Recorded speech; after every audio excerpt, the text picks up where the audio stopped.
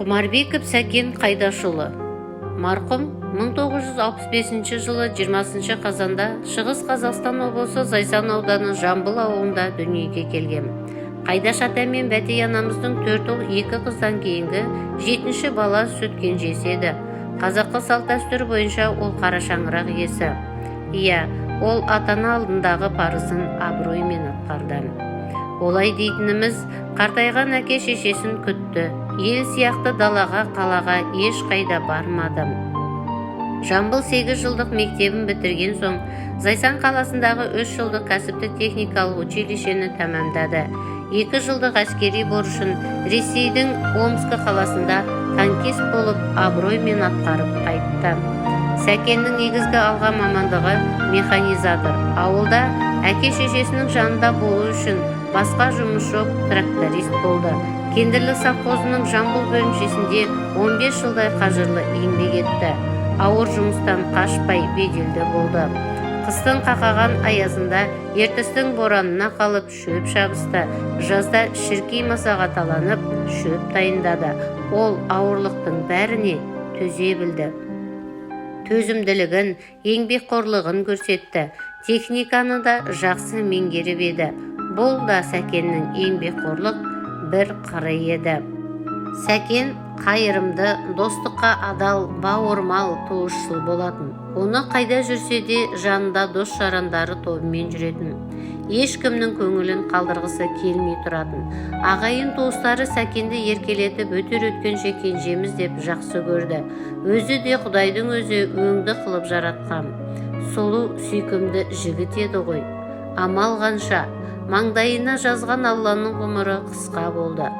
Қайтейін, қайран Сәкенім. Ол намысшыл еді, спортқа бейім болатын. Ол өздігінен үйреніп, спорттың көп түрін меңгерді. Ол осы саланы қалап алғанда еліне танымал спорт саңлағы болары сөзсіз еді. Өскеменде өткен шаңғы тебудегі облыстық жарыстарда алдына жан салмай, Өскеменнің менмін деген кәсіби спортшыларын артына қалдырып жүрді. Сол кездегі дайырлық жаттықтырушысы болған Самат ағасы Сәкенді үнемі мақтанышпен еске алып отырады. Төбелесті де қазір спорттың бір түрі деп үлкен халықаралық сайыстар өткізуде. Сәкенді білетіндер естерінде шығар. Ол бұл саланың да сөзсіз шебері екенін мойындар. 1990 жылы қараша айында Әлия Жұмағали қызымен отбасын құрып, 32 жыл тату-тәтті ғұмыр кешіп, 2 ұл 1 қыз дүниеге келді. 1991 жылғы Дастан газ құбырын тарту маманы, 1992 жылғы Сұңқары мердігер, келініміз Айтолқын да осы салада. Азиза Дина атты Сәкеннің өзі көріп кеткен 2 немересі өсіп келеді. Сәкеннің өзінің ең сүйікті кенжесі жалғыз қызы Нұрайы студент. Болашақ халықаралық қатынастар саласының көп тілді меңгерген мықты маманы болмақ. Алла барлығына амандық берсін. 2004 жылы Сәкен отбасымен Алматыға көшіп келіп, балаларын оқытып, Әлия екеуі тамаша үйін салып, ел қатарлы өмір сүріп жатыр еді. 2022 жылы жылдың 3 қыркүйегінде 57-ге қараған шағында сұм ажал ортамыздан алып кетті. Жатқан жерің жайлы, топырағың торқа, иманың жолдас болсын, қайран бауырым. Соңымызға ерген ініміз, қимас дос, аяулы жар, асыл әке. Қош, қош бол. Көздегі күңіренген күнде мұңаямды өкпелеймін кімге? Келем үнсіз аңдамай, өкінішпе бұл қалай? Жеткізбейтін арман-ай, өтеді өмір шалған-ай. Амал бар ма, өмір осылай?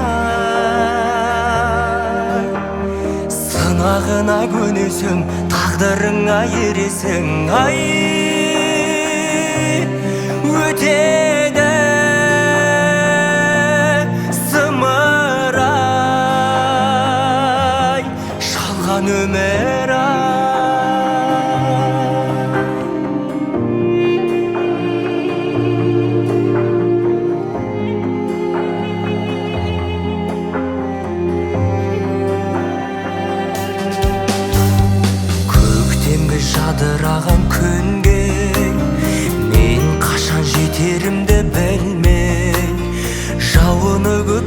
сырдай жаным мұңды бұлғалай қалай өтіп өмір жалғанай әуресіне салғанай амал бар ма өмір осылай сынағына көнесің тағдырыңа ересің ай